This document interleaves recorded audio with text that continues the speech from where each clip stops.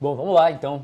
Começar o programa com um tapa na cara da sociedade por parte da Panini Comics. Vocês sabem que quando eles começaram a lançar a coleção definitiva, definitiva não, acho que é coleção de luxo, esses nomes são tudo parecidos. Mas enfim, essa última coleção do Hellblazer, muita gente comentou assim, Panini não vai conseguir, não tem como, são 28 volumes de Hellblazer. Pois então, a editora chegou agora na edição número 11, e eles basicamente passam de 100 edições, né, originais do Constantine, o que é basicamente um terço da série. Então, joinha pra Panini. E, galera, a gente trouxe um destaque aqui pro volume 11, porque esse aqui não é, obviamente, o volume 11, né? Essa aqui eu tenho a coleção antiga, né? Não tenho essa nova. Então, por que o volume 11 da Panini, da edição de luxo, é interessante? Vocês sabem que tem Hellblazer, edição número 120, que é uma história icônica onde o Constantine, né, no momento em que o personagem completa 10 anos de existência, ele vai encontrar os seus criadores. E aí vai ter caras como o Sean Phillips, né, desenhista desse período. Tem, por exemplo, o próprio Paul Jacques, né, o roteirista dessa época do personagem. Mas principalmente, vocês estão vendo esse cara aí no meio das sombras? Quem é esse criador, né? Pra quem não sabe, o Alan Moore, ele, querendo ou não, ele é o criador do Constantine, né? Ele não é o cara que escreveu a primeira edição da revista, né? Hellblazer, que a Panini está publicando, mas ele é o cara, ele foi o cara que criou, né, o John lá no Monstro do Pântano. Logo, né, acho que é justo colocar ele ali como referência. É claro que esse volume tem outras histórias, né? Tem uma mais comprida, por exemplo, que envolve o Rei Arthur. Tem umas outras histórias um pouquinho mais curtas, mas a grande cereja do bolo, com certeza, é esse icônico encontro do Constantine com o Alan Moore. Tá, vamos lá. O editor vai me ajudar aqui agora, porque eu tenho quase certeza, eu tô falando isso aqui de cabeça, tá?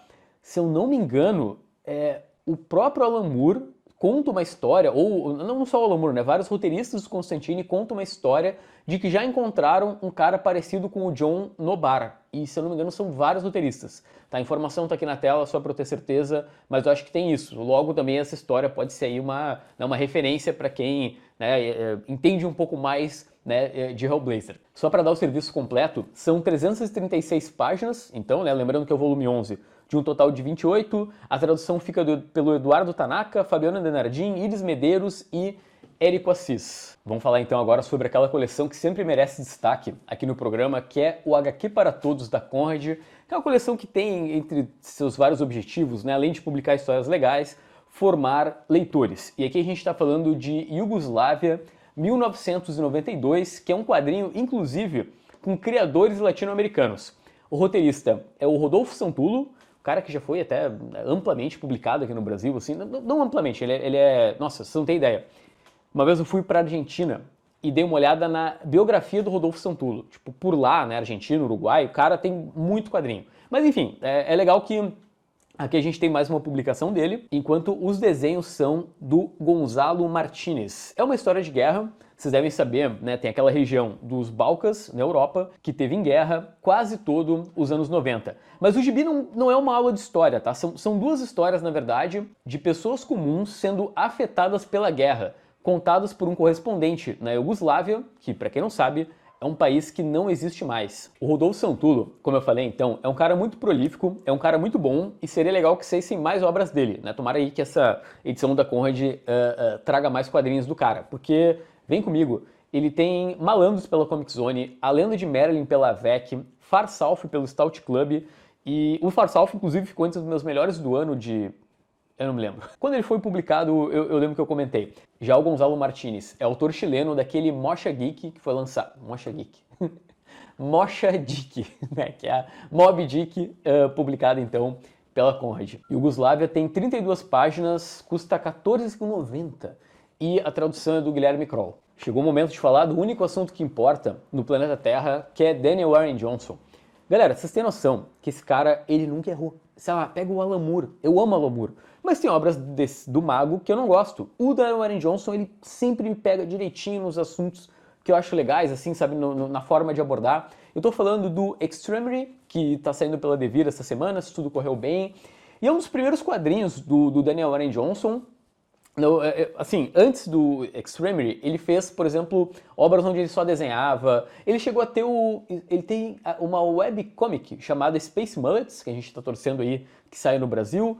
A Devir deu assim, não vou dizer que deu dicas, mas teve ali um aceno que talvez saia no Brasil. E, enfim, agora a gente tem uma obra representativa de um autor muito grande, porque foi a partir do Extremery que o Daniel, ele conseguiu projeção, né? Um quadrinho que foi publicado pela Image, é uma minissérie originalmente em 12 partes, e vai falar sobre um clã que acaba sendo... É uma espécie de Mad Max, sabe? É um futuro que tem magia. Parece que o Daniel Rand Johnson pegou um monte de coisa que ele achava legal desenhar e juntou num único lugar.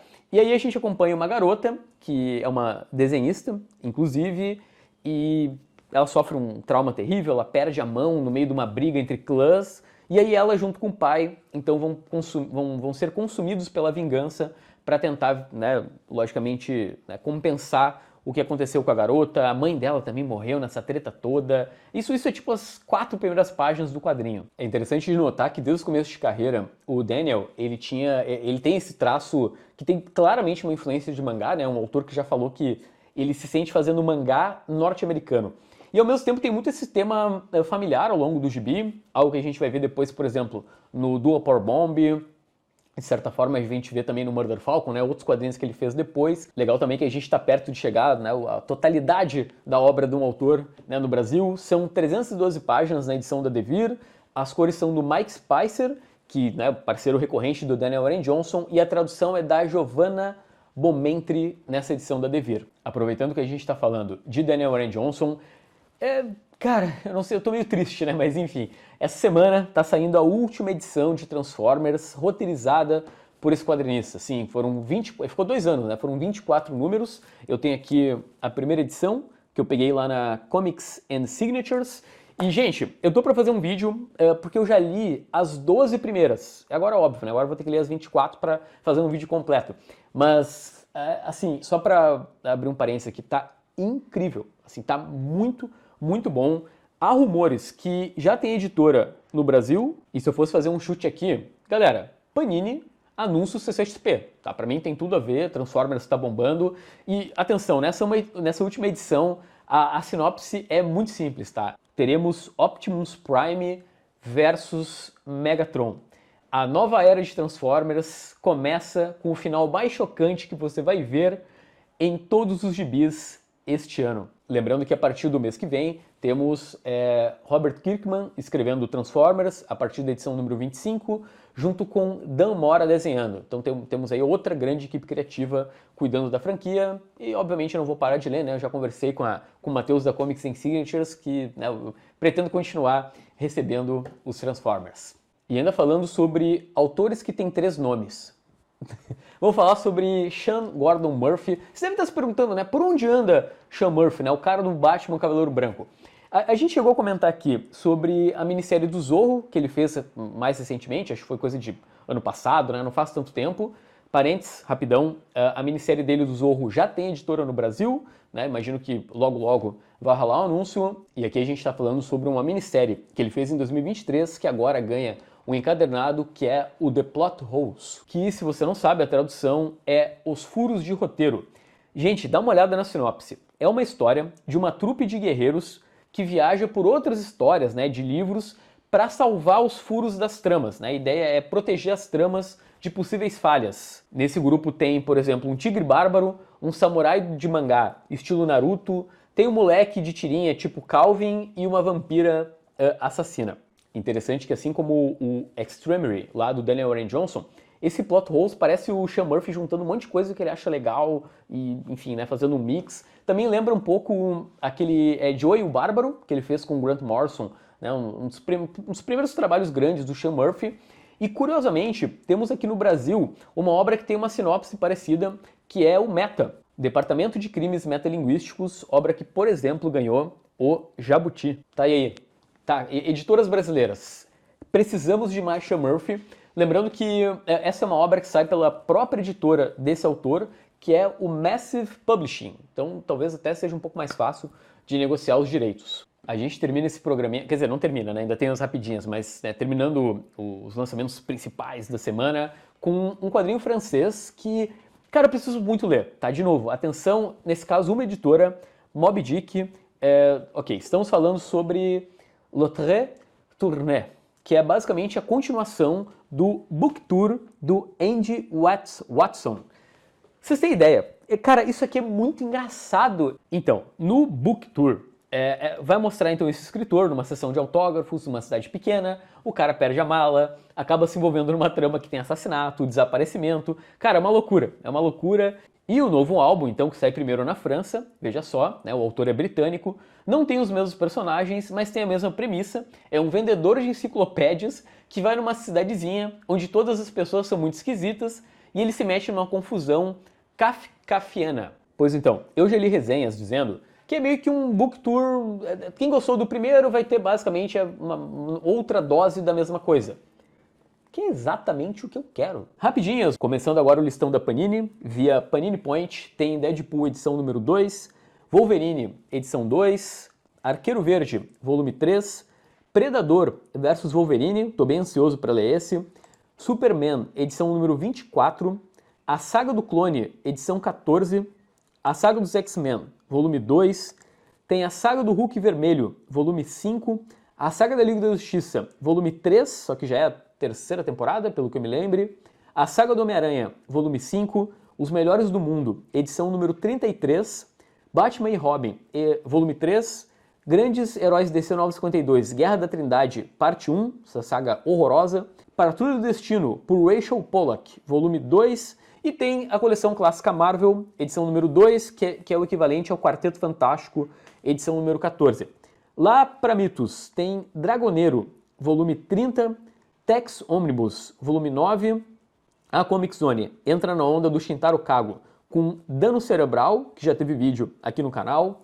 A Tábula tem Ernie Pike e outras histórias, que traz Hector Osterheld com o ítalo brasileiro Eugênio Colonese.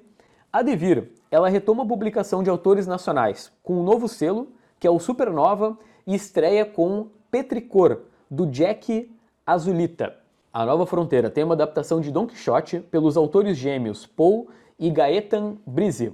Rapidinhas gringas, tem Brian K. Vaughan e Nick Hendrickson com Spectators, gibi de 300 páginas, que eu estou muito ansioso para ler, e trata de pornografia, veja só. Tem Punisher Headbrand, que é o Justiceiro voltando para Marvel, né, o Justiceiro raiz, com Benjamin Percy e o brasileiro Julius Otta nos desenhos. As cores são do Ian Nitro. Ainda falando de Marvel, tem A Era do Apocalipse, Alpha, por Jeff Loeb e Simone Di Meo. Tô bem ansioso para dar uma lida, porque o desenho é muito bom. Tem a polêmica biografia do Elon Musk em quadrinhos, por Daryl Cunningham, que quase não encontrou editora com coragem para publicar nos Estados Unidos. Powers, de Brian Michael Bendis e Michael Omen, volta para comemorar os 25 anos da série com uma nova série. Torgal Saga tem novo volume na França, que é aquela série onde outros autores trabalham em cima de Torgal. Tem o integral do Giuseppe Bergman, personagem que o Manara fez várias histórias em mais de 20 anos, e eu acho que é a primeira vez que estão saindo todas juntas. São quase 600 páginas pela Glénat. Tem Lilai com Cannon, a autora que publicou, por exemplo, Nectarina aqui no Brasil. Vamos para um chupa Inglaterra, porque só agora a Titan está publicando em inglês Ian, volume 2, que a gente já conhece aqui no Brasil pela Comic Zone. E um chupa Estados Unidos, porque só agora está saindo por lá A Diferença Invisível, quadrinho que a editora Nemo publicou no Brasil há uns bons anos. Quem diria que o Brasil estaria publicando primeiro os gibis gringos antes do poderoso mercado norte-americano, hein? Quem diria? Galera, foi muito bom ter vocês por aqui, de coração, é sempre muito divertido fazer esse serviço de utilidade pública, né? Um vídeo onde a gente se atualiza, a gente tem, como é que posso dizer, conteúdo para poder cobrar as editoras e pedir quadrinhos, né? A gente vê oportunidades, né? O que está saindo ao redor do planeta, quais são os formatos, etc.